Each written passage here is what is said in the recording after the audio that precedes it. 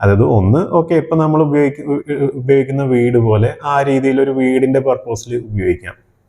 ഇനിയിപ്പോ ഒരു കേസിൽ ഓക്കെ ഇത് നമുക്കൊരു വീടായിട്ട് വേറൊരാൾക്ക് കൊടുക്കാൻ പറ്റില്ല, അല്ലെങ്കിൽ ഇത്രയും ഇതായിട്ട് വേറൊരാൾ വാങ്ങാൻ, അത് നാട്ടിൻപുറമാണല്ലോ. ഇപ്പൊ ഒരു സിറ്റീസ് ഒക്കെ ആണെങ്കിൽ നമുക്ക് വിറ്റ് പോവാന്ന് പറയുന്നത് അത്ര ബുദ്ധിമുട്ടുള്ള കേസല്ല. പക്ഷെ നാട്ടിൻപുറത്ത് അങ്ങനെ ആയിരിക്കില്ല.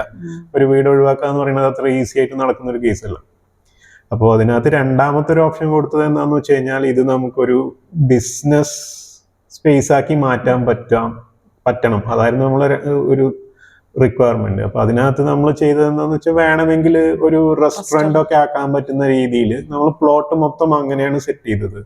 അത് അത്യാവശ്യം നല്ലൊരു പാർക്കിംഗ് ഒക്കെ കൊടുത്ത് ഒരു റെസ്റ്റോറന്റ് പോലെ ഇതിനെ കൺവേർട്ട് ചെയ്യാൻ വലിയ ബുദ്ധിമുട്ടില്ലാത്ത രീതിയിലാണ് നമ്മൾ അതിന്റെ ഡിസൈൻ ചെയ്തത്. ഇനിയിപ്പോൾ റെസ്റ്റോറന്റ് നടന്നില്ലെങ്കിൽ വേണമെങ്കിൽ ഒരു മിനി ഹോട്ടലൊക്കെ പോലെ, അതായത് 2 റൂം സ്റ്റേയും പ്ലസ് ഭക്ഷണമൊക്കെ കഴിക്കാനുള്ള ഒരു ഏരിയ, അങ്ങനെ രീതിയിൽ ഒരു മിനി റിസോർട്ട് അല്ലെങ്കിൽ ഒരു മിനി ഹോട്ടൽ എന്നുള്ള രീതിയിൽ ഒരു കൺസെപ്റ്റും കൂടി നമ്മൾ അതിനകത്ത് കൊടുത്തിട്ടുണ്ടായിരുന്നു.